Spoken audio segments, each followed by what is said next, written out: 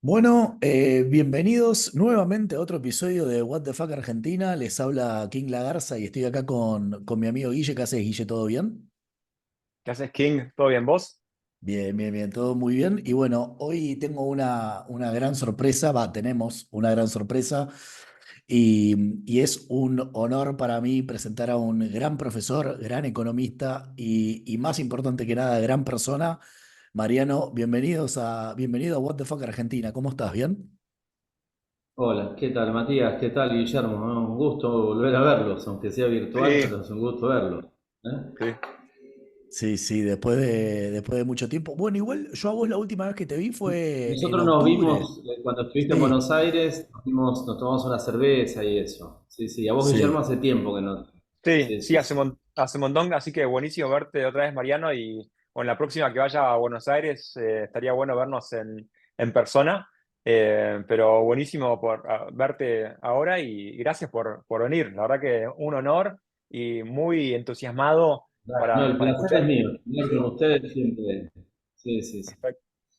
Después me contarán en qué andan y eso. Dale, dale. Sí, sí. Sí, sí, sí. Igual yo para antes de arrancar tengo una pregunta más importante. Marian, o sea, ¿seguís tomando Guinness, fumando puros, escuchando Yes, todas las Por cosas importantes? supuesto, por Bien. supuesto, por supuesto. Sí, sí, sí, sí. Mientras haya vida, hay puros, hay alcohol, ¿sí?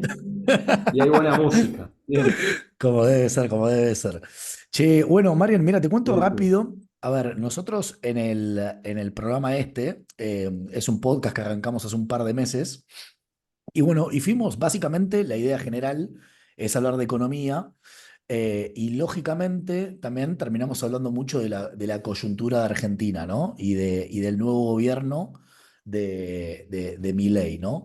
Entonces, a mí el otro día que yo vi un intercambio que tuviste en Twitter, no me acuerdo con quién, que hablabas mucho del tema de la independencia del Banco Central y lo importante que es la independencia en un proceso de estabilización, lo cual a mí me prendió la lamparita, primero para invitarte y segundo por, desde el punto de vista de, a ver, sí, es verdad que la literatura habla mucho de la independencia del central, pero después en la práctica, ¿no? No sé, porque ves el caso de Estados Unidos o incluso el Banco Central Europeo. ¿No es medio ficticia quizás esa independencia que se busca? Bueno, vamos por partes, ¿sí? En primer lugar, lo que tenemos que analizar o pensar es cuál es nuestra Carta Orgánica actual y qué límites impone nuestra Carta Orgánica actual. Acordate, la Carta Orgánica nuestra fue modificada en el año 2012 y a partir de ahí le permitió una fuerte incumbencia al Tesoro, ¿sí? Desde el punto de vista legal, sobre las actividades del Banco Central. Eso es lo que después dio lugar a la posibilidad de que el Banco Central financiara el Tesoro a través de un conjunto de depósitos que, es decir, eran bonos que no tenían valor de mercado, ¿no? Todo esto es posible porque la reglamentación te lo pide. Distinto es que yo tenga un Banco Central independiente y que tenga que haber algún tipo de coordinación entre la política monetaria y la política fiscal. Es decir, por ejemplo, la Reserva Federal es independiente del Tesoro, pero a la hora de regular la política monetaria, compra y vende títulos públicos. Ojo, no solo compra y vende títulos públicos, sino que también en otros episodios de su historia ha comprado y vendido, ha regulado el sistema monetario también a través de la compra y venta de acciones, ¿sí? Esta es una discusión fuerte también en Estados Unidos, pero creo que estamos muy lejos de la discusión que uno podría plantear en Estados Unidos, donde sin duda hay límites bien predeterminados acerca de cuál es el área de incumbencia de la Reserva Federal y cuál es el área de incumbencia del Tesoro. En Argentina eso no pasa, entonces cuando vos tenés un esquema regulatorio que te permite desde el punto de vista legal que el Tesoro domine al Banco Central a través de su política fiscal y sus resultados o como un mecanismo más de financiamiento, Esto te abre la puerta a discrecionalidad, y lo que sabemos todos es que siempre que haya una fuente de discrecionalidad es una señal para el mercado para que a través del mecanismo de formación de expectativas siempre haya algún tipo de descuento. Esto hace que los procesos siempre terminen siendo más caros, ¿no? A menos que adrede se esté buscando no romperlo con la dominancia fiscal, pero es como que estamos en un juego un poco peligroso, ¿no? Es decir, Sí. estoy usando un instrumento que en el corto plazo me puede ayudar o me podría ayudar a estabilizar, pero que como, diríamos, emisor de señales de la política fiscal y de la intromisión de la política fiscal dentro de la política monetaria, termina generando un poco de ruido sobre el mecanismo de formación de expectativas, ¿no? Y por lo tanto los procesos de estabilización podrían tornarse inestables o transitorios, ¿no? Sí, sí, yo entiendo eso y está muy buena la diferencia que haces entre, por ejemplo, el caso de Argentina y la Reserva Federal, pero también por otra parte, a ver, eh, la carta fundacional de la Reserva Federal era mantener el del dólar, ¿no? Y después vos ves lo que hicieron en los últimos 100 años, porque creo que la Reserva Federal, si no me equivoco, es de 1913, y ves lo que hicieron y cómo fue acompañando como decías vos antes, viste, que acompaña la política del gobierno, no es un poco, a ver, Bien, y hay como, que entenderlo de otra forma. Eh, yo no tengo ahí una visión conspiranoica, ¿no? De que hay una gran dominancia fiscal, sino que lo que hay es otra cosa. Es decir, no niego que exista algún tipo de derivada en relación a esto. Es decir, las instituciones no son perfectas, nunca son perfectas.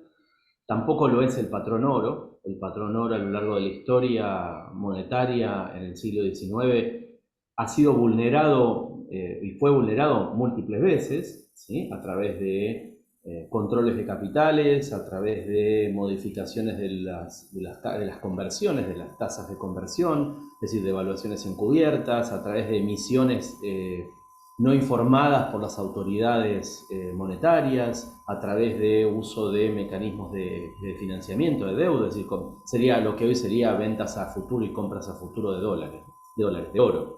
Así que primero, el primer punto es que no existen las instituciones perfectas, ¿no? El otro punto que vos que haces hincapié, que es en el hecho de que en Estados Unidos, bueno, que en la Carta Fundacional de la Reserva Federal uno de los objetivos es mantener el valor del dólar, también hay que tener en cuenta cómo funciona el sistema económico y que los precios en el siglo XIX, producto de una mayor flexibilidad, yo diría, intrínseca de la evolución de los propios mercados, mostraban que había un fuerte componente de, como te dije, de flexibilidad que permitía tanto la inflación como la deflación. Hoy, en muchos sistemas legales, ¿sí? Ya sea en forma explícita o implícita, la deflación en general tiene mayores costos asociados a ajustes por cantidades que ajustes por precio.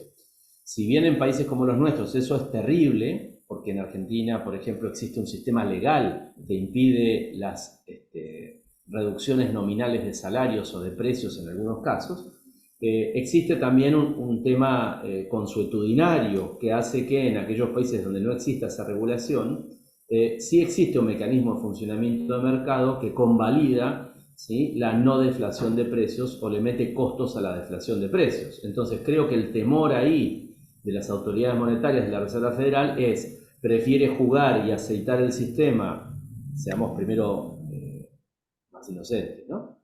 Aceitar el sistema generando un poco de inflación para evitar procesos deflacionarios. Después de eso tenemos la mala praxis. La mala praxis existió y existe siempre. En el caso de Estados Unidos es la expansión del gasto en la década del 60, la expansión de la deuda, la participación de las guerras en Estados Unidos y la regulación del sistema monetario por la participación de la guerra de Vietnam, que terminó con el sistema de Bretton Woods. Como te digo, no existen instituciones puras, ¿sí? Yo hace tiempo tuve un seminario donde discutíamos estos límites de la independencia de la Reserva Federal, y creo que lo importante no es solamente, en estos casos donde estamos hablando de inflaciones más controlables, no hablamos de Argentina, ¿no? Es importante siempre tener un panel que ver con la supuesta o la legal independencia de la autoridad monetaria para evitar desvíos mayores. Y después, la flexibilidad, ahí ya parece más una idea de una Taylor Rule y eso, ¿no? Una flexibilidad para que en determinadas circunstancias, por ejemplo, la crisis de 2008, es decir, esto es independientemente de que lo hayan hecho bien o mal, la crisis de 2008, la emergencia del COVID, yo qué sé, la posibilidad de una guerra o de que la guerra entre Rusia y Ucrania se profundice, bueno, de que existan mecanismos que permitan de alguna forma tener algún tipo de mecanismo aceitado para que no entremos en procesos deflacionarios. Porque como te dije, los procesos deflacionarios son costosos y consuetudinariamente, es decir, por usos y costumbres, en general hay mucha resistencia de los mercados a generar deflaciones de precios. Pese a que, si comparamos algunas economías con otras, algunas son más susceptibles de deflaciones que otras, pero en general uno cuando toma, por ejemplo, periodos en donde hay grandes cambios monetarios, lo que encontramos es en general inflación y no encontramos nunca deflación, salvo lo que sucedió en la crisis del 30. Y creo que lo que sucedió en la crisis del 30, donde la Reserva Federal permitió una deflación profunda de la economía, tuvo consecuencias muy profundas sobre los niveles de actividad, ¿sí? Es decir, haciendo colapsar el nivel de actividad y haciendo colapsar el nivel de empleo. Recordate que también en la carta fundacional, en las modificaciones del ACT de la Reserva Federal, también está como objetivo el mantener la estabilidad del empleo. ¿Sí? Es uno de los títulos de la Reserva Federal. Así que ahí hay un objetivo doble. Una cosa es el objetivo doble con fuertes restricciones que le dan en algún sentido carácter independiente a la autoridad monetaria, y la otra es lo que tenemos en Argentina, donde decididamente el Banco Central es una oficina, ¿sí?, del Ministerio de Economía, donde es obediente en todo, ¿no? Es como decir, bueno, es una familia donde algunas relaciones son independientes y otras se ven las circunstancias frente a cuándo es independiente y cuándo no. Sí. Me gusta que ahí en la explicación de la crisis del 30 hablás del enfoque monetarista, que bueno, vos también sabrás que los austríacos critican mucho ese enfoque de la explicación de la crisis. Me gusta mucho. Y también está buenísimo esto que decís, que también lo pusiste en tu nota, la que publicaste creo que en enero de este año con Adolfo, esto de lo de que el Banco Central en Argentina es una oficina al lado, por decirlo de una manera, de del Ministerio de Economía, ¿no? Entonces, yendo a ese lado, ¿no? Vos, Guille, le querés hacer una pregunta específica de este tema más en Argentina. No, bueno, sí, un comentario, la verdad que estaba buenísima toda la introducción de toda esta relación entre el Banco Central y el Tesoro. Y ahora sí, yendo a Argentina, que el año pasado, cambio de gobierno, uno puede argumentar, cambió 180 grados la política, y a pesar de eso seguimos, ¿no?, con el Banco Central siendo como Bausili el número 2 de Caputo, básicamente, ¿no? Y siendo el mismo equipo. Y también uno puede pensar, bueno, un banco central independiente en Argentina quizás ya no habría cepos, como que serían las cosas bastante distintas. Pero bueno, con este trasfondo de esta economía de Milei, ¿cómo ves vos el panorama fiscal monetario? Mirá, a ver, primero es disentir con vos de que el cambio es de 180 grados. Sí, Quizás la percepción es de que hay un cambio y es más una percepción que una realidad. Lo que sí hubo es un esquema de estabilización, pero si vos te pones a pensar, el esquema de estabilización que tomó el gobierno al principio, los primeros sería hasta junio, en junio hay un cambio de política monetaria importante. El esquema de estabilización hasta junio, y después con un esquema distinto a partir de junio, es un esquema netamente de corte heterodoxo, con lo cual no hay mucho si uno lo mira desde arriba, es decir, empieza a mirarlo desde el punto de vista de un científico, dice, bueno, a ver, tenemos tipo de cambios diferenciales, tenemos controles a la cuenta de capital, tenemos financiamiento de la deuda privada de importaciones a través de los reales, tenemos emisión durante hasta junio, emisión de instrumentos fiscales, y la pregunta es, entonces, ¿qué cambió con respecto al sistema anterior? Podríamos decir, con respecto a cuando estaba Pelle en el Banco Central, era, en vez de tener bopreales, tenía operaciones de dólar futuro. Pero ¿qué diferencia hay desde el punto de vista práctico en hacer operaciones de dólar futuro o hacer financiamiento a través de un bono del bopreal? ¿Ah? Pensar en el dólar soja de Massa frente al dólar blend de Milei, que es 80% en el circuito oficial y 20% en el mercado de contado con liquidación. Es decir, le estamos cambiando el nombre a las cosas cuando en realidad tenemos un tipo de cambio diferencial. Es decir, vamos a tener un dólar soja, lo podemos llamar dólar blend, ¿tá? Pero es un nuevo dólar soja. Con lo cual, yo no sé qué hay de 180 grados de No, me cambio. refería más a Sí, quizás hubo.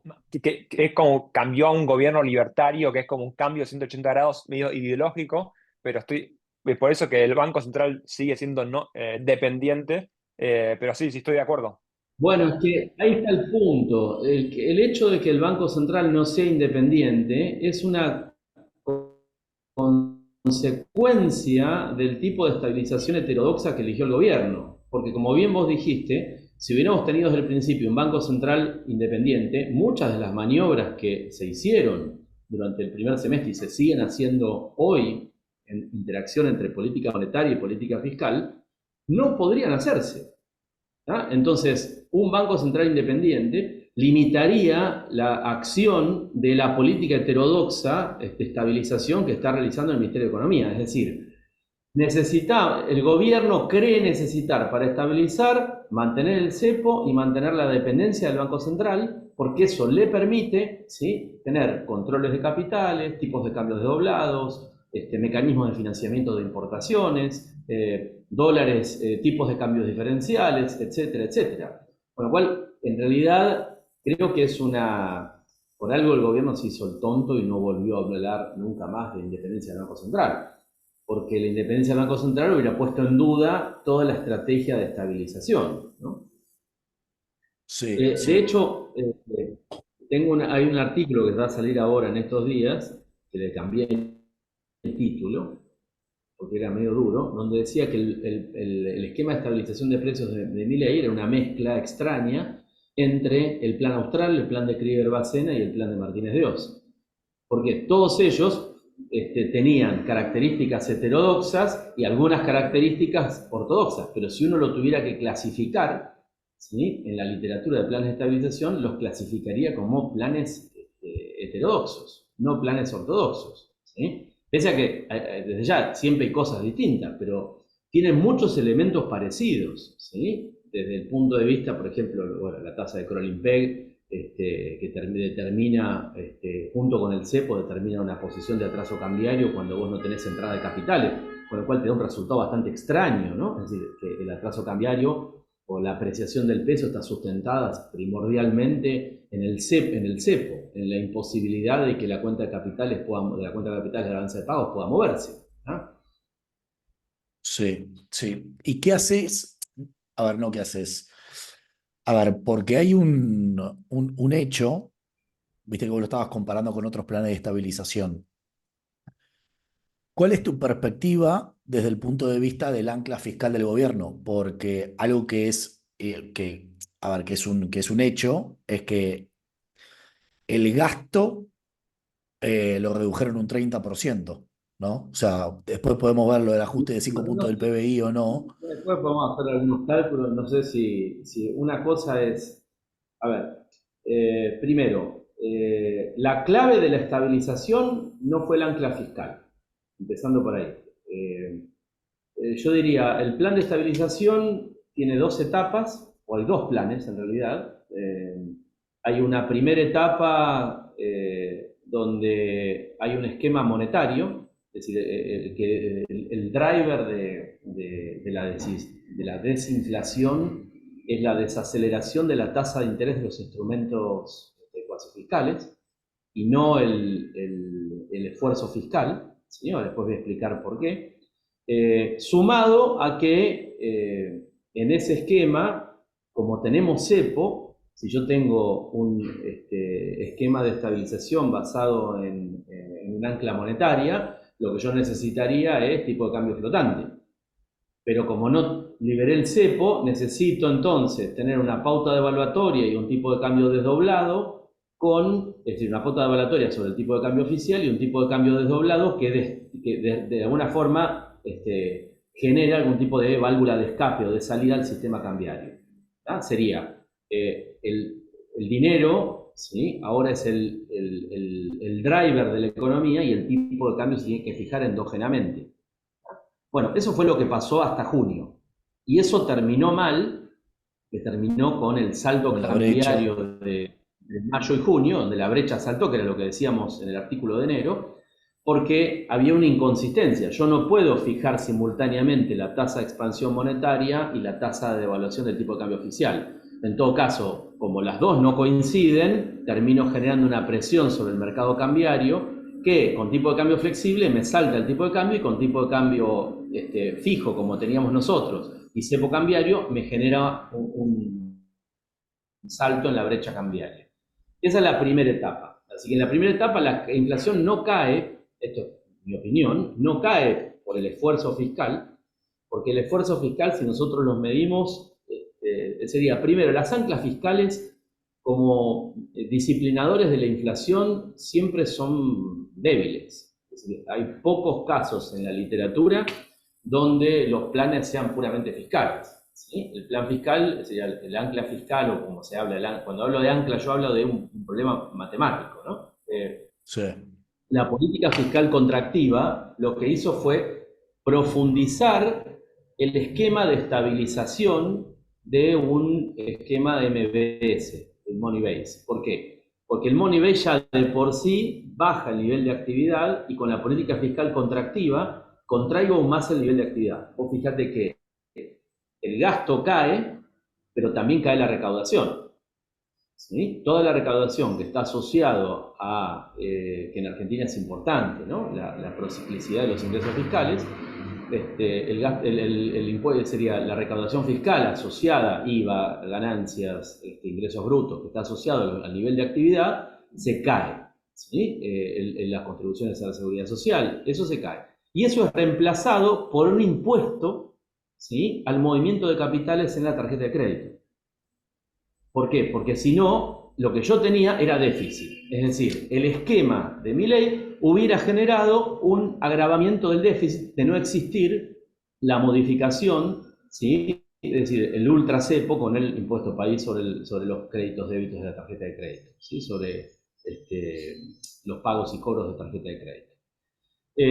Si analizás el superávit fiscal primario obtenido en los primeros 6 meses, está explicado primordialmente por el diferencial de ingresos que determina este nuevo impuesto.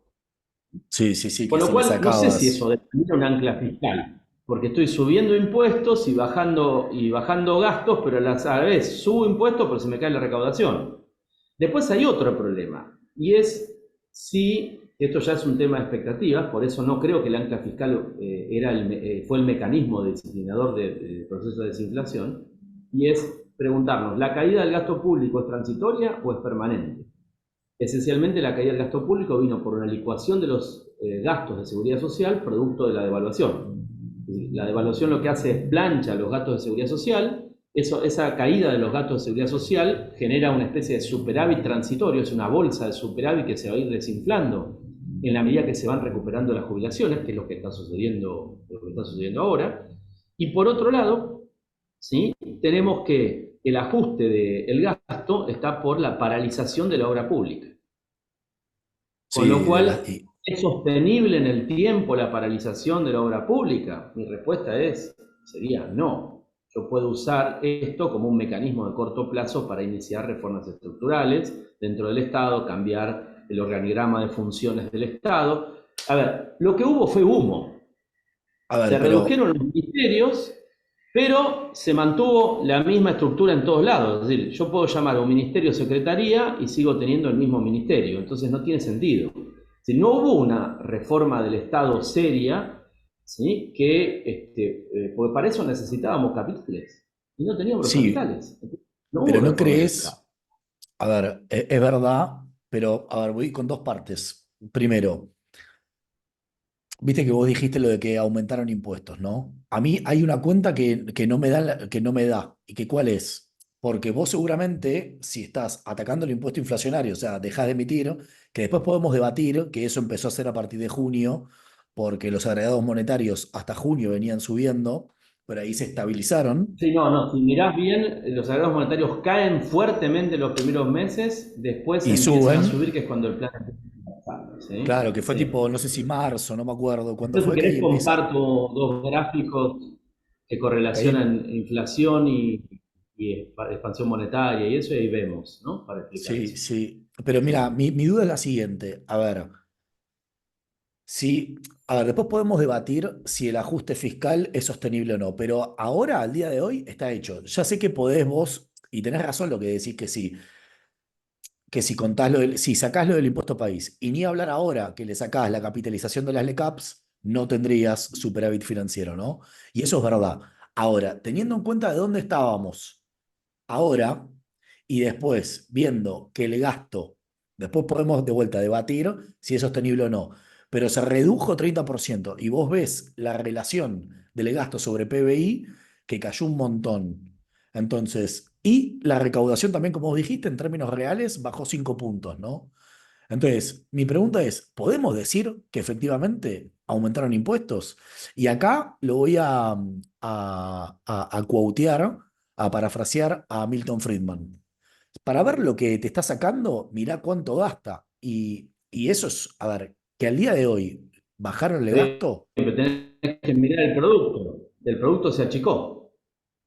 sí, pero claro, pero en términos Eh, proporcionales es mayor la caída del gasto. claro, pero el punto es, la economía se achica, ¿sí? Yo estoy recaudando, es decir, nominalmente estoy recaudando menos, pero porque es una espiral donde se va para abajo la economía. ¿Tá? Entonces, no me sirve eso. Es decir, eso es un triángulo de Ramsey que se achica, que desaparece. Pero no se lo gana nadie ese triángulo de Ramsey. No fue el sector privado. No fue el crédito. En todo caso, si tuviéramos que pensar en transferencia de triángulo de Ramsey, esa transferencia está en el carry trade. Es decir, lo que hizo esto fue terminar financiando las grandes ganancias por mantener el tipo de cambio y mantener la brecha entre el oficial y el paralelo y por pinchar el paralelo a través de las operaciones de bonos, reales y letras del tesoro y otros instrumentos que tiraron con distinta madurez desde el Tesoro y desde el Banco Central en su momento, ¿no? Ahora el Banco Central no interviene, pero desde el Tesoro y desde el Banco Central. ¿Ah? LELIX, Sí. pases, reales, letras del tesoro ajustadas por ser. Es decir, todos esos instrumentos son los que se chuparon la renta. Ahora, hablando de un análisis de renta, esos instrumentos se chuparon la renta. Con lo cual, no hay un beneficio para el sector privado. Hay un beneficio para el sector financiero, nada más, que es el que siempre festeja desde hace un año. ¿Sí? Porque tuvo un periodo donde ganaba mucha plata, se empezó a achicar la brecha, cuando explota la brecha, parecía que otra vez iba a perder plata y nuevamente está ganando plata. Así Sí. que en términos de dónde fue la renta, y la renta fue al sector financiero. ¿Sí? ¿Y vos creés que, a ver, es imposible, ¿no? Yo hace un par de años también leí una nota tuya, no me acuerdo con quién, no sé si con Diego, que hablaba un poco de cómo desarmar la bomba, ¿no? Que se estaba generando con Massa. Y, y no hablaba de un poco esto, de que los pasivos del central había que pasárselos al tesoro. ¿Cuál es la parte que me estoy Sí, bueno, perdiendo yo tuve ahí? dos propuestas, ¿sí? Dos propuestas. Una es, sí, es verdad, yo puedo pasarle los pasos al tesoro, pero en ese caso lo que tengo que generar es la posibilidad de que el tesoro los defoltee, si no puede pagarlos vía reducción de gasto, es decir, con superávit fiscal. Entonces, ok, está bien, los pasamos al tesoro, ¿sí? Los trato de licuar bajándole la tasa y eso entra como déficit financiero del tesoro. Pero el Banco Central no lo financia. Hoy no funciona así. hoy, como las letras se recapitalizan, no forman parte de las estadísticas del déficit. Entonces, tenemos ahí un problema de información. Es decir, el déficit está, pero nadie lo está mostrando. Así que ese era Y un eso, mecanismo. Yo había propuesto un mecanismo era ese y el otro mecanismo era el mecanismo de capitalización de deuda, que era, podemos canjear los instrumentos cuasi fiscales por un nuevo bono que sea capitalizable en un proceso de privatización. Entonces yo podría haber hecho pasar la deuda del Tesoro y que la deuda del Tesoro se capitalice a través de instrumentos de venta de activos del Estado. Entonces yo termino vendiendo activos del Estado y rescatando esos bonos, claro. dando negocios, licitaciones, vendiendo aerolíneas, vendiendo, yo qué sé, concesiones de pesca, etcétera, etcétera, ¿no? En su momento yo creo que habían puesto un chiste de vender el mar, una cosa así, emulando a el libro de El otoño del patriarca de García Márquez, ¿no? Que se le ocurre vender el mar. Entonces el tipo No, no la sale y tengo. encuentra que estaba vacío porque se lo habían llevado, ¿no? Sobre las Pero LECAPs era estas, la idea, ¿no?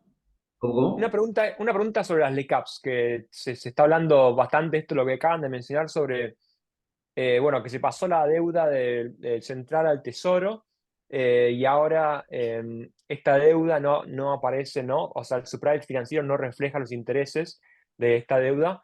Eso, vos, ¿por qué ocurre? O sea, vos decís que el gobierno no lo hace para aparentar un superávit financiero, cuando A es ver, obvio en este primero, caso lo que no lo hay. hacen porque Caputo es muy vivo. Entonces, Caputo tiene que mostrar que tiene equilibrio financiero, entonces recapitaliza intereses, es decir, en el rollover el tipo no te paga intereses, sino que te emite una nueva, por definición del bono, te emite un nuevo papel, ¿sí? Entonces vos supuestamente debe haber alguna reglamentación, algo que si yo recapitalizo no puedo considerar los intereses, en realidad es lo mismo, deberías contar los intereses y tomar la recapitalización, ahí es como una trampita contable, ¿no? Sí. El otro punto que nadie habla es que no es que fue todo transparente, sino fue directo de pasar LELIQs y pases al ECAPS, sino fue todo un proceso. En parte de ese proceso, hoy hay depósitos del Banco Central, ¿sí? Perdón, depósitos del Tesoro en el Banco Central, que es como si Ujú. fuera una base monetaria emitida que no está en circulación. ¿Ah? Es como si fuera caja Sí. chica del sector público que no circula. La pregunta ahí es, ¿cuál es el rol de esa caja? Porque lo ideal hubiera sido recomprar activos con eso y anular activo y pasivo y deshacerlo. Pero no lo hicieron. ¿Por qué no lo hicieron? Porque esa es una fuente, una válvula de escape del sistema en el caso de que no haya renovación del ECAPS. Entonces, vamos a suponer que hay una licitación y no hay renovación del ECAPS. Entonces, frente a eso, lo que hago es vuelvo a emitir. Y entonces le Y haría trampa a la segunda etapa del plan de estabilización, que el segundo plan de estabilización lo que domina hoy es, porque ya no tengo fuente de expansión secundaria, no tengo fuente de expansión endógena de dinero, porque ahora es un problema del tesoro, pero desde el punto de vista contingente sí la tengo.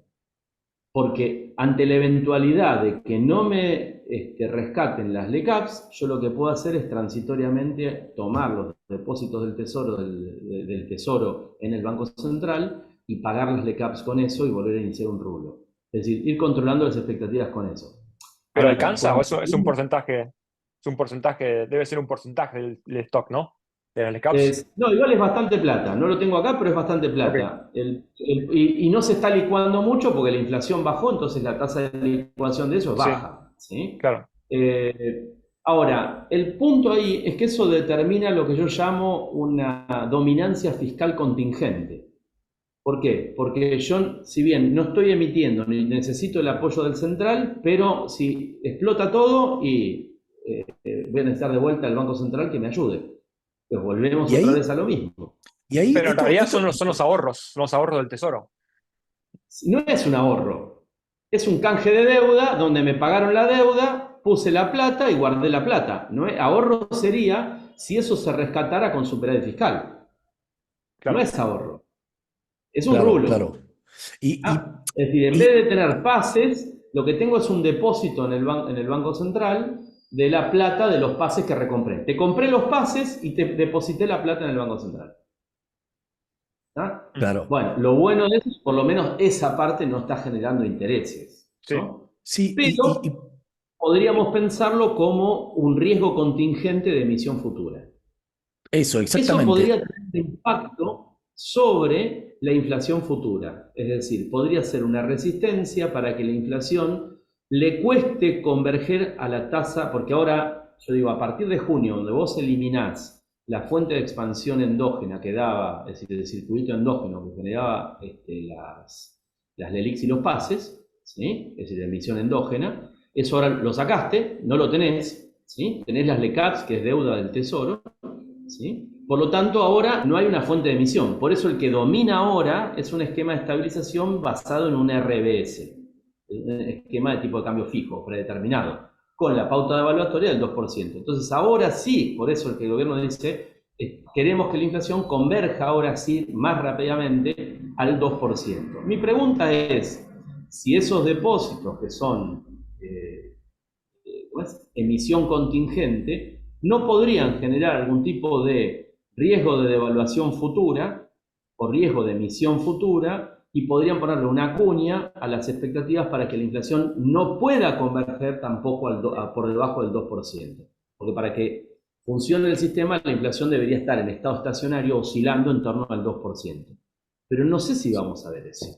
Vamos a Sí, ver un proceso de desinflación que va a continuar, pero se va a quedar durante 6 meses, que es lo que vamos a ver que sucede, se va a quedar en torno a entre 3 y 4, no llegando al 4, sería entre 2,5 y 3,5, 2,5 y 3,8. ¿Ah? Mariel, Y y te eso hago una genera un pregunta. problema. Sí, pero exactamente, yo mira el otro día pensaba, y justo hablábamos de esto con Guille el otro día, y decíamos, bueno, a ver, está estos ingredientes, ¿no? Sobre la mesa. A ver, porque yo la verdad que no se me ocurre, a vos por ahí sí. ¿Qué es lo que está pasando por la cabeza de los que están manejando esto? ¿Qué quiere decir? Que ellos están jugando con que, bueno, siguen roleando esta deuda Eh, ad Ellos infinito. juegan para mí, metiéndome en la cabeza de Caputo, Caputo juega o fantasea con el hecho de que la tasa de riesgo país caiga lo suficiente como para que se le abra el mercado de capitales, entonces pueda extender el plazo, ¿sí? Y bajar el rendimiento de las LECAPs, ¿sí? Es decir, patearlo para aumentar la madurez de los instrumentos Exacto. del Tesoro. Bueno, que es lo Eso es que lo está que... pasando ahora. Pero Que es lo que está pasando. no, no, bueno, está pasando entre comillas. Esto es lo que estamos viendo transitoriamente. Yo no sé cuánto va a durar esto. ¿Sí? Pero toda esa La deuda pregunta es, es de mejor calidad en el sentido que tiene más duración. O sea, porque a vos ¿cómo? se capitaliza mensualmente, pero supuestamente te lo pagan Sí. al vencimiento tipo dentro de un año. Claro, bueno, pero hay que analizar ahí qué sucede con el riesgo. Yo no estoy tan seguro de que eso no baje el riesgo. Lo que sí sucede es que el riesgo país está bajando transitoriamente porque yo estoy de alguna forma privilegiando el rollover de estos bonos y pagando estos bonos que en el corto plazo, dado que la madurez de la deuda argentina es corta, ¿sí? Estoy privilegiando el pago de la deuda. Entonces eso lo que hace es me baja, para mí, transitoriamente el coeficiente de riesgo país. Entonces, ¿qué necesitaríamos para que el coeficiente de riesgo país baje definitivamente? Y necesitaríamos reformas en serio, procesos de privatizaciones en serio, procesos de concesiones en serio, procesos de regulaciones en serio y no pelotudeces. Y todavía no tenemos eso. Pero para vos, a ver, y ahora tocamos un poco con otro capítulo que también hicimos sobre las desregulaciones de Sturzenegger. ¿Todo eso qué es? Tipo, ¿eso efectivamente no baja el costo argentino o es decoro? Eh, a ver, estoy de acuerdo, baja el costo, pero mucho todavía es humo. ¿Sí? Pregunta, ¿el sector automotriz está desregulado? ¿Sí? No, obvio, pero bueno, a ver, yo banco Pero te digo en esto. serio, a ver, el hecho de decir, bueno, ahora los registros, no hay más registros, no pagás tasa de no sé qué, ¿cómo es? Los randazos no son dueños de los registros, es humo. Sí, sí, Y a no va ver, a bajar por eso. a ¿Está? ver, yo estoy de Para mí, acuerdo y yo quiero siempre bajar el digo, costo argentino, necesito un plan integral de transporte, necesito acuerdos con el con el Banco Mundial para, por lo menos, revitalizar toda la zona de puertos, la zona de rutas, logística, comunicación. necesito concesiones y privatizaciones en esas áreas, y no las tengo. Pero eso no te lo tiene que dar el Congreso también. O sea, Eh, supuestamente trataron y de pero meterlo entonces el de... RIGI, ¿para qué lo hicieron? El RIGI terminó siendo un negocio, salió siendo una ley, ¿sí? Para un negocio, un par de negocios en particular. A mí me llama mucho la atención. ¿Por qué el RIGI no Sí, permitió sí, la inversión en construcciones, por ejemplo? pero ¿Por qué el RIGI totalmente, y de no hecho, permitió la inversión en obra pública? mirá, Al Marian, estilo chileno. dijimos, en este canal dijimos exactamente lo mismo y criticamos lo mismo. ¿Por qué el que viene a poner 200 palos tiene libre Tiene acceso que al dólar y ponerlo en demás? las áreas que Pero te dice la ley. Claro. totalmente, totalmente. Y eso es un ¿Por grave qué el error RIGI no para mí. permitió la inversión en el sector agropecuario? Entonces, lo que creo yo es que hay mucha desprolijidad. Por ahí hay buena intención por parte de Sturzenegger, pero lo que hay es mucha desprolijidad. Desprolijidad, Claro. falta de coordinación. A ver, No, y sí también que había restricciones una políticas, intención de ¿no? concesionar un plan integral de transporte. No lo hicieron. Y era solamente llamar a las licitaciones, a trabajar en el proyecto técnico, por ejemplo, concesionar el puerto de Buenos Aires, todo un tema de donde sale la terminal de cruceros. Todo eso es un negocio inmobiliario gigantesco. Quedó dormido. Se pelearon entre ellos. La hidrovía, se pelearon entre ellos, lo maneja la Administración General de Puertos, creo, y lo que hizo fue renovar el contrato del peaje que paga. Los peajes de las rutas, lo único que hicieron fue subieron los peajes. Pero no hay un movimiento integral, es decir, no hay un plan integral, ¿sí?, de infraestructura, no hay un plan integral de desregulación del sector. Por ejemplo, ¿por qué no hacer dejémonos de joder, y por qué no hacer una reforma del sistema bancario? Ah, Los bueno, bancos sí. argentinos no cumplen con ninguna regulación, ni con Basilea -1. Entonces a mí me suena a que casi como un gobierno que defiende a las corporaciones que están hoy en el tapete arriba, que los que manejan el poder, pero esos son los tipos que tienen que moverse. A ver, el sistema Sí, bancario argentino es un desastre. Mirá la capitalización bursátil de los bancos. No valen nada. no, No tiene totalmente, sentido que los totalmente. bancos no valgan nada. Es una locura. Eso es porque los bancos no tienen, en realidad el sistema bancario argentino no existe. No, Entonces, desregulemos el sistema bancario, ¿sí? Pongamos estándares de calidad para que cumplan Basilea II, ¿sí?, como mínimo, ¿sí? Ese sistema bancario va a permitir un proceso de fusión, adquisición e internalización de la banca, y frente a esa internalización de la banca vamos a tener crédito del sector privado. sí, a O ver, quizás un problema de seguridad jurídica también, ¿no? Más que de los bancos per se. Bueno, seguro, seguro, pero si no empezás por algún lugar, a ver, más o menos, ¿sí? De seguridad jurídica, más o menos, sí, pero si vos le No, pones digo, la como reglamentación el sistema fiscal. financiero es muy chiquito en Argentina. Claro, Es pero comparado a acordate que Chile. acordate la reforma financiera del año 95, que modificó y Argentina se sumó al estándar de Basilea Plus.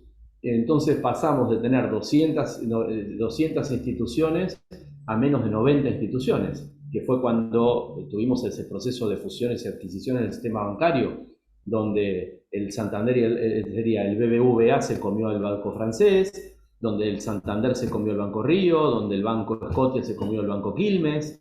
Eh, Hoy los bancos argentinos no cumplen los requisitos de capital. ¿Ah? Entonces, pongamos esa regulación y los bancos van a tener a buscar socios en el exterior para cumplir requisitos de capital. Es un paso previo a la internacionalización de la banca. Hoy, Bo- claro, no existe el sistema bancario porque el sistema bancario desde la crisis de 2001 hasta acá, ¿sí?, de a poquito fue moviendo el crédito desde el crédito privado hacia el crédito al sector público. Hoy el gran problema que estamos discutiendo es ese stock de LECAPs, que eran PASES y eran LELIX y antes eran LEVAX. En última instancia, eso lo que es financiamiento al Estado a través del sistema bancario y a través del sí. sistema del mercado de capitales pequeño en Argentina. Entonces, hay un montón de cosas que se podrían haber hecho y se hicieron todas mal. ¿Sí? Es como, está bien, ¿por dónde empezás? Pero me parece que teníamos un 504 del año 77, todo podrido, y empezaron arreglando el estéreo. Esa es mi sensación. Pero pará, a ver, Marian, yo te banco a muerte y, a ver, y yo soy mucho más pro en el sentido de ir más ¿Del rápido, por Pro? decirlo de una manera. No, no, del pro jamás. Pero, pero en el sentido de, a ver, hay una realidad que tenían restricciones políticas, ¿no? O sea, me estoy poniendo como abogado del diablo.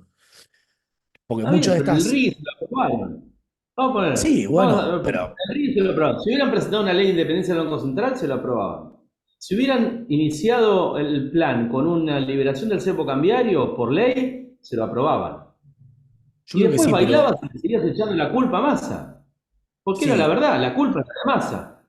totalmente, pero vos, a Y lo ver, vieron. vos decís que si el dólar vos lo liberabas y se te Mírame, iba. si yo liberaba el cepo con el esquema monetario que tuvieron, donde bajaron la tasa de capitalización de las LECAPs, perdón, de las LECAPs, de los pases y las LELICs, lo que yo tenía era un proceso de desinflación y para mí una convergencia donde vos tenías un tipo real de cambio que se iba a ir apreciando, ¿sí? Pero más lentamente de lo que se apreció el peso, digo, de lo que se apreció hoy, porque te iba a permitir al tipo de cambio poder saltar. Entonces, la brecha, no habría brecha, es decir, el tipo de cambio hubiera tenido un sendero mucho más alto y no tendríamos el problema del atraso cambiario. Pero tengo una ¿No? pregunta. La excusa que usan o usaron en ese momento de que toda la bola del Elix y los pases y bla, bla, bla, ¿no podía pasarte que tenías como te Y exponías bueno, a riesgo de cambio de portafolio? ahí voy a traer, ¿y qué decía Rodríguez que había que hacer? No, Decía, Carlos déjense de decía, joder, bajen la tasa de interés, renueven los pases y bajen la tasa de interés y que la inflación se lo vaya licuando. Yo creo que tengo un artículo también en sí, noviembre. Le digo una cosa así, ¿saben qué? El objetivo es, Massa nos entrega mentira que estamos en una hiperinflación, no estamos en una hiperinflación porque uno de los puntos que define la aparición de una hiperinflación es tipo real de cambio alto. Fíjate, todos los procesos hiperinflacionarios están acompañados con tipo real de cambio alto y lo que nosotros teníamos era tipo real de cambio bajo, así que no íbamos camino a una hiperinflación. Esto me hace acordar a cuando De la Rúa le gana a Menem y sale y dice es un desastre la economía, está todo hecho mierda. Y era mentira. Había déficit fiscal, el déficit fiscal era bajo, pero era todo mentira. No le hablaba que había aumentado el gasto 100.000 millones de dólares en un año, todo un ardid publicitario sobre algo que era una realidad inventada para ganarse una campaña política. Bueno, terminó la campaña política, entonces lo que tendría que haber hecho el gobierno es, ok, no viene una hiperinflación, viene un esquema de alta inflación. La inflación se podía ir al 300%, al 400% como hemos bueno, tenido se fue a 300. Y llegó a tocar 272. interanual 300 casi, no sé cuánto fue. No, el anual llegó a 272, sí, pero no anualices un mes. Claro, si anualizás un mes o una semana, de No, lo que no, hace no, un no, mes, no, pero toda la cola, creo que, no sé si me sí. acuerdo si en abril vos tomabas toda la cola del año anterior y tocaba 290 una cosa Está así. bien, bueno, está bien, 272, 280. La inflación podría haber subido un poco más si no hacías nada, pero entonces el objetivo era licuemos los pases y las LELIQs y que el objetivo sea pasar de la inflación del 272% a una inflación de 120%. En el medio, licué todo el stock de LELIQs. Pero mi pregunta ahí es la siguiente, Y hoy porque yo también lo estaríamos leía, con tasas de inflación del 5 o 6% mensual, pero sin el problema de las LECAPs. mirá, ¿Tá? yo de hecho lo Con Rodolfo leía, Rodríguez, bajando la tasa de interés de financiamiento de las LELIQs y de los pases, y desinflándolo y permitiendo la expansión monetaria. pero esa es Eso, en esa es mi ese camino, pregunta. no se me apreciaba el peso. ¿Tá? Y la Pero, convergencia de la inflación no era rápida, sino que era lenta, pero era consistente con una estrategia de ajuste fiscal permanente, es decir, me daba tiempo para poder financiar todas las reformas, todo lo que tardó el RIGI, todo lo que tardó pero, toda la ¿Todo ley. esto sería con un tipo de cambio flexible en este esquema?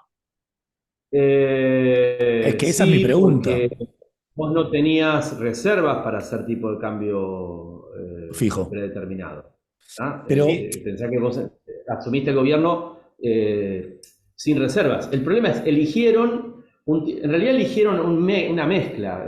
Yo digo, fue totalmente inconsistente, porque fijaron el tipo de cambio, pero no tenían reservas. Por eso crearon los bopreales. ¿Ah? Entonces, eso les permitió recomprar dólares, pero en términos netos las reservas siguen siendo negativas. ¿tá? Entonces lo que hiciste fue compraste dólares a futuro, es lo mismo que hacer una operación de dólar a futuro.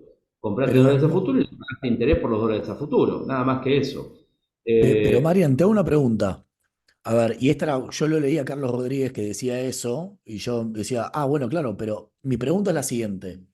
Si vos le bajabas la tasa de interés a esos instrumentos, pero tenías, o sea, no había control de cambios, o sea, no tenías EPO, también, a ver, yo me voy a comprar hasta lata de atún antes de estar perdiendo, ¿entendés? Antes de estar perdiendo tasa. O sea, compro dólares o cualquier cosa. Entonces es como que ahí claro, tenías un pero riesgo ahí de la cambio. clave es, no, ahí la clave,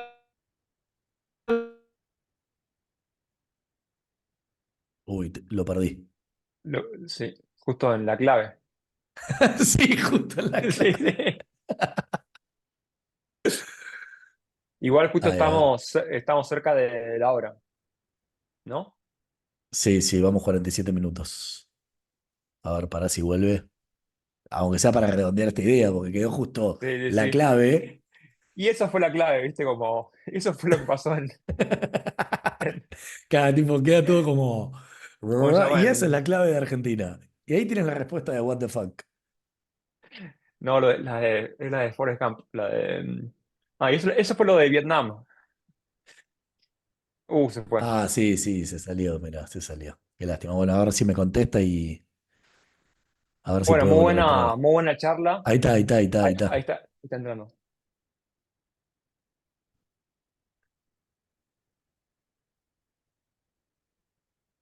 Se ve un mouse o algo, ¿no? O sea, una cosa. No sé. Los cables abajo del Atlántico Sí, se. sí, ahí sí, sí. está, ahí estoy, ahí Ahí te estoy. escuchamos. Estábamos justo, te quedaste, ¿sabes dónde justo? Ahí estoy. Te quedaste justo en la clave ¿De y fue dónde? como, ¿y cuál es la clave? Me voy a sacar el pelo que Sí, no sí, tengo. sí. Bueno, empezamos de vuelta, damos de vuelta la idea. La cantidad real de dinero, a través de dos mecanismos, la caída de la cantidad nominal de dinero por la no capitalización de los pases, sumado al proceso inflacionario, iba a generar una caída en la cantidad real de dinero. Y esa caída en la cantidad real de dinero era la que iba a financiar el proceso de desinflación. Entonces, lo que yo tenía era un periodo de despelote durante 3 meses, que era justo cuando asumís y le echaste la culpa a Massa, que es verdad, y después, para abril, mayo, la economía empezaba a plancharse y no tenía recesión. Es un punto interesante. ¿Y No me por morfaba la qué? recesión que me morfé. En realidad ¿Y por fue qué? medio una bestialidad lo que hice. Es que por eso, pero esa es mi Pero eso pregunta. es. Porque me hubieran contratado a mí y yo les decía, o a Rodríguez lo hubieran contratado, no a mí, ponele, lo hubieran contratado a Rodríguez y no le generábamos una recesión. Pero la inflación hubiese sido más alta. Pero bueno, sí, pero había que licuar, Y el impuesto había que licuar los inflacionario. instrumentos fiscales, O sea, ¿eh? bueno, esa es Pero una ahí, discusión interesante, ¿no? Si la única cura para la coyuntura argentina es la mírame, licuación el punto de era esos este. pasivos. ¿Qué otros elementos tengo? ¿Tenía acceso al mercado de capitales? No. No. Entonces, si yo no tengo acceso al mercado de capitales, no me queda otra que licuar o defoltear. Pero en ese caso, ¿quién defoltea? Tendría que defoltear el tesoro. Que el otro camino es, bueno, ok, pasemos desde el principio toda la deuda al tesoro y en todo caso, defolteo desde el tesoro. Te hago una reestructuración de toda la deuda de pases. Eso sí hubiera sido para mí más traumático, porque eso, acuérdate que los pases estaban pegados con los depósitos y eso hubiera implicado una corrida de depósitos. Entonces Sí, ahí por ahí colapsaba el sistema bancario. Entonces yo ese camino no lo hubiera hecho así. Sí hubiera dejado que con la licuación del impuesto inflacionario se vaya deshaciendo el stock de pases y de LELIQs. perfecto. Es decir, era un aterrizaje hacia un estado inflacionario pasando por un sendero de inflación más alto. No, y también es lo que viene pasando hace ya desde el 2018, 2019, también pasó en gran medida, fue la ecuación de esos pasivos y quizás ahora los que patearon para adelante, ¿no? Eh, no sé, porque todavía no está resuelto el Claro, el tema. punto es que ahora con las LECAPs, claro, el problema y la capitalización de las LECAPs hace que estoy generando un nuevo problema de stock para el futuro. Entonces no me saqué el problema. Si yo lo hubiera licuado, me sacaba el problema con un costo inflacionario. El tema es que ahora tengo un costo inflacionario hacia adelante, que va a estar expresado en términos de expectativa de evaluación futura o en términos de futuro default del sector público. Por eso digo, el riesgo país no puede seguir bajando, es decir, baja transitoriamente porque yo lo que tengo es decir, ¿por qué baja hoy el riesgo país? Baja porque tenemos el blanqueo y el blanqueo está encepado. Entonces, toda la guita que entra no sale. Entonces, están entrando capitales que no pueden salir. Entonces, eso me baja, y estoy pagando los bonos con eso. Entonces, eso me baja la percepción del riesgo. Pero la pregunta es, ahí habría que buscar un especialista en finanzas y habría que empezar a corregirlo por madurez, el riesgo país. Y analizar la curva de riesgo por madurez, a ver qué me dice. ¿Ah? Sí. A ver si encuentro que los instrumentos de más largo plazo tienen más riesgo implícito que los de corto plazo. Sí, Habría que sí. hacer un trabajito para traer. Entonces, y ¿Sí? la tercer, o el plan volviendo al plan de Caputo, quizás y de Milei, es el año que viene volver a los mercados, ¿no? Y hacer rollover y ese sería como todo Claro, bien, el digamos. sueño, el Sí. sueño es que el coeficiente de riesgo país caiga a 600 puntos, se abra el mercado de capitales y puedan salir a refinanciar las LECAPs con instrumentos de más largo plazo. O LECAPs sea, y todos los sí, bonos en CPI. Ahora, claro. la pregunta es, vamos a suponer que el riesgo país llega a tocar los 600 puntos básicos. ¿Qué sucede si yo caigo al mercado con un stock de deuda cuando me cae el riesgo país a 600 puntos básicos? Inmediatamente lo subo, porque vuelvo a inundar los mercados de capitales con papeles argentinos. ¿Ah? Sí. Es decir, ahí la fantasía es que la demanda, la tasa de interés va a ser infinitamente elástica una vez que toca los 600 puntos básicos. Y me pregunto, ¿y por qué Claro. tiene que pasar eso? Claro. Si yo abro el mercado de capitales y en vez de entrar de a poquito, entro de un saque y tengo un problema, porque vuelvo a De subir el riesgo eso, país. eso es lo que me preocupaba un poco de esta nueva deuda con el Banco Mundial, no sé, de 8.000 millones de dólares, que aumenta la deuda argentina, ¿no? Respecto al producto. Sí, igual Entonces, ten me en cuenta que parece, todo eso no se paga nunca y se refinancia siempre. Yo no lo ok, rechazaría eso. ok, Lo que sí, igual se dijeron un montón de boludeces, se dijo que eso se iba a reforzar las reservas, no pueden reforzar las reservas. Es decir, cometiendo un acto ilegal internacionalmente si uso las reservas del Sí, Banco Mundial para reforzar. eso es lo que No, esos son decías, para lo que decía vos, Guille. infraestructura, para esquemas para reforma del Estado, para pagar indemnizaciones, para ese tipo de cosas. Me parece bárbaro y hay que usar esos créditos, ¿sí? ok. Sí, Porque necesito esos capitales para ser parte de la reforma estructural. claro. Che, Pero bueno, tampoco ya veo que existan estamos. proyectos de eso. Sí, no, no. Yo tengo una última pregunta, Marian, que estamos tocando los 55 minutos. Eh, a ver, dado el contexto actual, ¿no? Viste que siempre mi ley lo que dice es, bueno, si me ponen 10.000 palos, no importa X número, yo libero el cepo, ¿no? ¿Qué es lo que dicen? Sí. O viste que dice que la tasa de inflación converja el crawling peg con los esteroides que le están poniendo y demás, ¿no? Mi pregunta es la siguiente. En este contexto, si llegase a pasar eso, ¿qué podríamos llegar a esperar con el tipo de cambio, ¿no? Porque, a ver, con todo lo que vimos hoy, Si con todo llega el a stock pasar este que de... alguien le refuerza las reservas, Sí, te refuerzan las reservas y decís, bueno, ¿sabes qué? Con esta plata primero, libero y supongo que iría en una flotación ley está sucia. pensando en un esquema de tipo de cambio predeterminado, porque yo necesito los dólares y tengo que sostener un tipo de cambio o un PEG determinado. Con lo cual, la primera contrarrespuesta sería, para liberar el cepo en un esquema de tipo de cambio flotante, no necesito reservas. Pero ahí no te expones Con lo a cual no tiene que sentido lo que estoy. se te Ahora, vaya muy alto, tenés un pico supongamos que él inflacionario, dice, perdés las quiero mantener elecciones. el tipo de cambio predeterminado y necesito reservas para mantener el tipo de cambio predeterminado. Y la pregunta es, ¿qué tipo de cambio? Porque si el tipo de cambio que yo fijo es tal que la demanda neta de dólares es mayor a la oferta neta de dólares, lo que va a terminar pasando es que en 6 meses me fumé todas las reservas que me dieron y Claro. no solucioné ningún problema. Entonces, cuidado con eso también. ¿Ah? Entonces, ¿vos Porque ahí vos qué tengo que definir un crees? tipo de cambio. Sí. Claro, ¿vos qué crees? ¿Que el objetivo es, bueno, apunto a, con esto así como está armado, llego a las elecciones de medio término, si a priori sigue Yo creo todo que no hay bien, objetivo.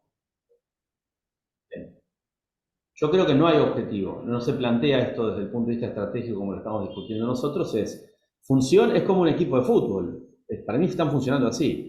Funciona, no nos meten goles, metimos algún gol, no cambiamos el equipo, por más que los tipos se acalambren en el minuto 45, después y venga ahora el entretiempo y en el segundo tiempo entran todos rotos, pero no cambiamos el equipo porque este equipo funciona y esa es la clave, lo que hay que hacer es cambiar el equipo.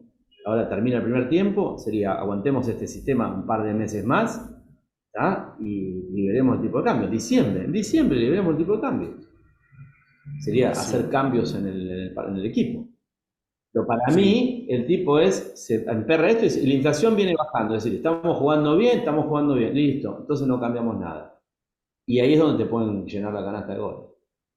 Es que claro, pero Es bueno, su, también, no, dale, Guille, decilo. no, es como medio un ¿Eh? oportunismo, oportunismo medio electoral, ¿no? Lo de la inflación es como a todo, lo único que importa para ellos es que la inflación está Bueno, bajando los a costa de todo lo políticos. demás. Sí, sí, bueno, pero a ver, está actuando como un político. Sí, Es en sí. general como toma riesgo un político. Mi duda ahí es, si hasta ahora fue un tipo que tomó riesgo, ¿por qué no sigue tomando riesgo? Si ganó con eso, él ganó tomando riesgo. ¿Por qué ahora se transforma en un conservador que no toma riesgo? Y se aferra a algo y podría liberar el cepo con algún costo, pero si libera, vos fíjate esto, si libera el cepo mejora el tipo real de cambio e inmediatamente vamos a tener algo de inflación, pero inmediatamente parás el proceso recesivo de la economía. Claro, o Y sea, vas a tener entonces, una transición. que tome ese riesgo. Y pero toda la Claro, entonces batalla ahora contra la sale y inflación, dice, y total, para cambiar el discurso. Claro. y me No, parece porque que, puede llegar a decir, bueno, ahora la inflación cayó al 3% mensual, antes era 12, bueno, ahora va a estar entre 3 y 5, el año que viene la bajo a 1. sí, sí, Que prepare a la gente para decir, se viene una inflación del 5 o 6% mensual, ¿tá? Total, la anual sigue bajando, ¿tá? Y el año que viene vamos, sí, por la inflación cero, y que salga a vender el año que viene. Total, ya lo logró. El efecto psicológico ya está. Y ahora le estarías mejorando la ecuación de ingresos al sector privado. sí, Ojo, está muy algo de bueno eso esa, hay. está muy buena Espérame, la algo de eso observación. hay Sí, porque sí, está en el artículo, sí, pero es solamente para los que cursaron Economía Internacional Monetaria, porque vos pasaste desde junio, desde un MBS que dominaba a un RBS que domina, y un RBS que domina es expansivo, con lo cual se viene algún tipo de expansión del crédito, se viene algún tipo se da vuelta el nivel de actividad, ¿tá? Entonces, ojo que viene por ahí un poco. Lo que pasa es que con el esquema de tipo de cambio predeterminado, termina mal si no juega en algún momento a liberar el cepo. Sería, ok, yo lo que haría es, está bien, sigo jugando como ahora hasta diciembre, y en diciembre suelto el cepo, y listo. Claro.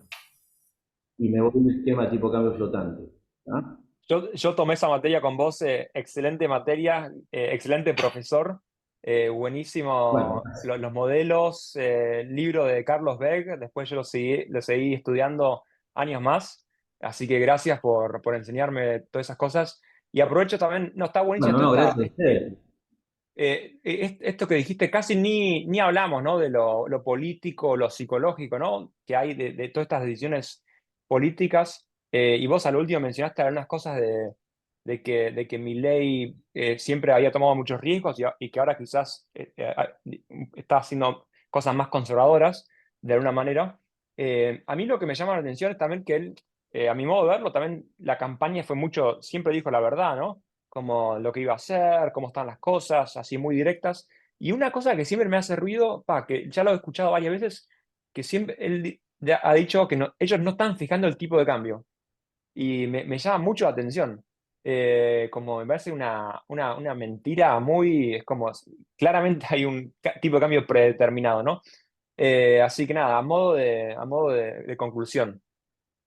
de así medio me llama la atención de su estilo. Sí, pero vos fíjate, después cuando muestre el otro artículo que sale, vas a ver que los primeros 6 meses domina un MBS, con lo cual de alguna forma no fijaron el tipo de cambio. Lo que pasa es que necesitaban fijar el tipo de cambio porque tenían cepo. Entonces, es como, está bueno para pensarlo como planes de estabilización con cepos. Entonces, se parece a algo que no tuvo Argentina como estabilización. Sí lo tuvo algo Perón, hubo algunos controles de cambio, pero ahora los controles de cambio son más fuertes sobre la cuenta de capital. Entonces, eso da una dinámica determinada sobre el proceso de estabilización. Y ahora pasamos a una RBS otra vez con control de capitales. ¿Tá? Claro, bueno, Por vamos a eso esperar a esta que, segunda parte me parece mucho más al plan austral. esperemos que, Tiene como muchas cosas. decís, para fin de año pivoteen, ¿no? Y que no mantengan a los jugadores acalambrados. Claro, que cambien y que tomen riesgo. Si Sí. total ya viene, a ver, la inflación salta del 3 al 5, ¿va a cambiar algo? No, Y si Y es que, encima la tasa de desocupación que venía subiendo se palma y empieza a bajar, y empieza a mejorar el salario, listo. El tipo ahora sale a decir, bueno, pero estamos mejorando los indicadores sociales, y a la mierda. Y la pobreza no va a volver a saltar, porque si vos mejorás la tasa de desempleo y el salario, la pobreza se va a quedar ahí clavada, pues decís, bueno, ya está, llegamos, ya pasamos lo peor.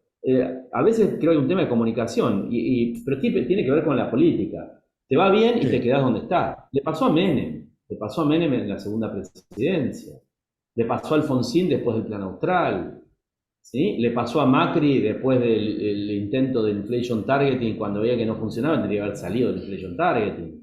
¿Tá? sí, un desastre. quizás hay algo Acá también somos, quizás hay algo en la política económica que hasta que no se la pongan y cambian todo el equipo, onda, hasta que Macri, hasta no, mediados del 2018, no cambió. Tuvieron que Eh, ponérsela.